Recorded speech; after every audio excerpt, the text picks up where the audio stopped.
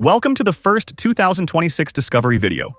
Today, I'm inviting you to check out RaceMax Pro, coming to PC in a few months. And let me tell you right away, it's the PC port of a mobile game. Now, usually, I'm not really a fan of mobile games. Graphically, they're lacking, and the driving is usually heavily scripted. But this one still has generally good reviews. Whether it's on Steam or on mobile, there are still many features and content. It doesn't look bad. So today, we'll see what it's like. So, here, we're on a demo version of the game. I just started the career mode, and already. First, some good news. Unlike many mobile or Steam games that don't bother to have real cars, well here, we have licensed manuals. With real brands, with Nissan, with Audi, for example, all the cars obviously have a little summary of their performance. They are categorized into 5 categories that go from A to E, with E being the slowest cars and A being the fastest. And on top of that, there's also a system of level and rarity. So, I think there are cars that are harder or easier to get, and that might be seen.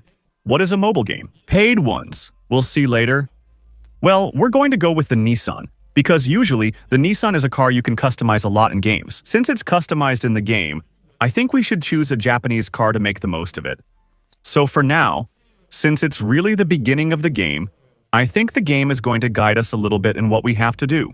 So, we have the career mode, we have multiplayer, we have special events, so I think those are temporary races with bonuses, daily pro races, sponsored races. Easy money is also a currency system. Well, listen, we're going to start with the career, the first chapter, and we'll see what the game looks like. So that's what's pretty cool. Overall, for a mobile game, it's really not bad, it's not ugly.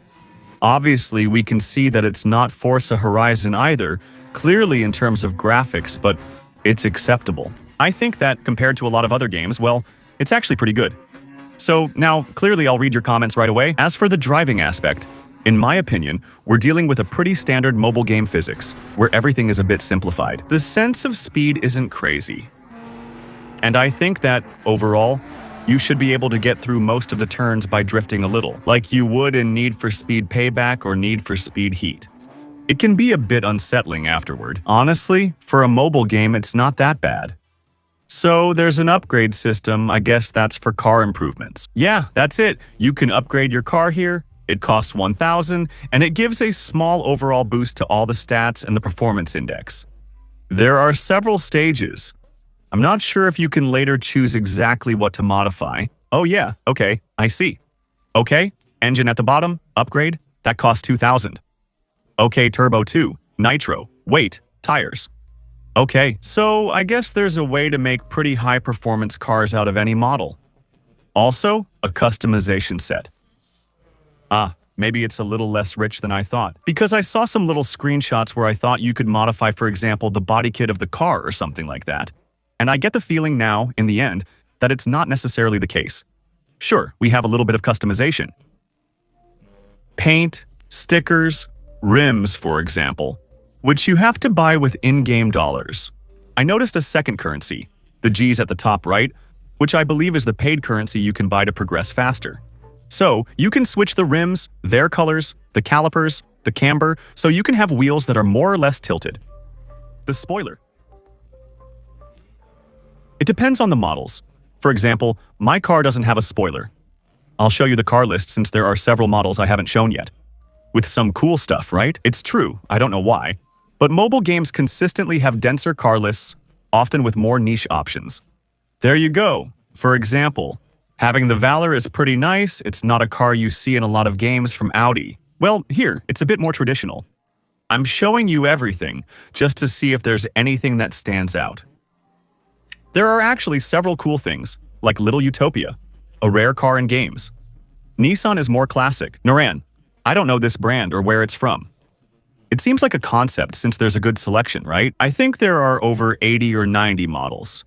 We can pick the 380. Oh, wow. Oh, the French dream. We can buy it, but yeah, no, I can't buy it. That's going to be for figuring it out. There's also the 500 IPS, but we don't really have those cars in any game. Same with Renault's R5 Turbo 3E. I don't know how they managed to get partnerships like that, but honestly, well done to them. Because that's not the case for all games. All right, we're going to try the race again, and this time we're going to focus a bit more to try to win. It's kind of like Mario Kart. There's a system where, when you do drifts, Not drifts, sorry. When you press the acceleration button at the right moment, you start off with a little boost. After that, I think the first races aren't difficult. I also saw just before starting the event that there was a system that lets you get car blueprints. Some cars can be bought, but others unlock for free as you progress through the story. Overall, each time you finish a race, you unlock a blueprint. Actually, I think that when you have enough cards for the same car, you automatically unlock that model for free. So, I don't think there's really any content that's only for people who pay. But honestly, it's Forza Horizon, just not as good looking here. But yeah, I don't think there's any content that's really necessarily paywalled. I think it's just like in every mobile game out there, basically.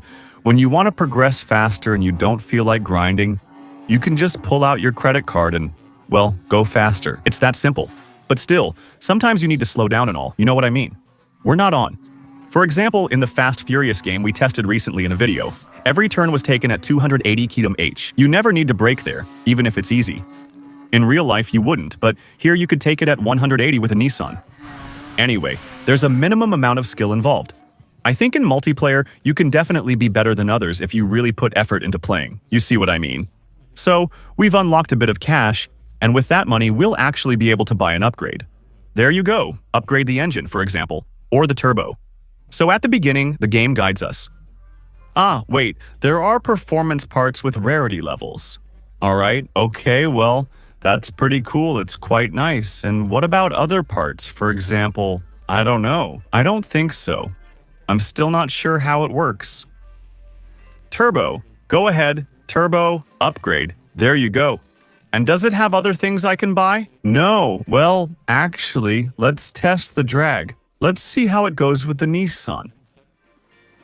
I think these are more mods that are suited for ultra-powerful cars. And I think, in this case, we would have been better off taking the Audi Tourist Trophy Rennsport. I didn't realize there was drag racing, kind of like in Need for Speed or The Crew. Keep the accelerator in the green zone for an optimal start. And then, I guess you have to shift gears with right bumper and left bumper. Okay, but that's really like Need for Speed. For real. Too early. Wait for the green light. Active shift. Wait, what is he doing? Oh, I just need to shift, that's it. So, I guess it's like in every game in the world. Shifting in the green gives you an acceleration boost. Shifting in the yellow is neutral. Shifting below that results in a small penalty. And so, there's drifting too. And now, well, let's see how it goes with a Subaru drifting. It's a bit of a strange choice. Yeah, it has a bit of a different four-cylinder sound, so, like I said earlier, it's definitely not the real Subaru sound, but it's still okay. So here. The drift mode, which seems to be really Need for Speed style too. The longer you drift, the more you build up a multiplier, the higher your score. So there is still a system that lets you get paid currency, but for free. There's also a daily reward system, and a free reward system that refreshes every hour. Sorry, I mean every day. So, I think you can still make progress pretty quickly. There you go, a nice V8 sound tired? That's what I meant. There's some effort there, but the sound is still a bit weak. It's okay. We've seen $60 games do worse, so overall it's not bad. Graphically, it's quite good for a mobile game. Driving is enjoyable, though quite arcade-like. Honestly, it's no worse than Need for Speed Payback when we paid $70. The content is nice with several game modes. In my opinion, there's obviously a way to progress faster if you pull out your credit card. But if you play normally for free, I think you can still progress pretty quickly. So it's not bad. After that, it all depends on the final business model. I don't know if they plan to make it free on Steam, with the idea behind it to make money by selling content in the game, or if it will be paid. It will all depend on the price. It's not bad anyway. And honestly, we've bought PC games or console games that weren't at all, and mobile games that were sometimes way worse than this actually. So there you go. RaceMax Pro will be available on Steam in a few months, and for now, there's a free demo if you feel like buying yourself a Peugeot 380 tuned. Overall, I hope you enjoyed this little discovery video. Even though, well, I think we're all looking forward to discovering big games here, like Forza, Gran Turismo, things that are coming out this year. In the meantime, that's it. If you had a good time watching the video, consider showing it by leaving a like, subscribing for future videos, and leaving a comment. I regularly do live streams, though I'm doing fewer right now. We'll be back in a few days. especially with the big Xbox conferences, with Forza footage and everything that comes with it.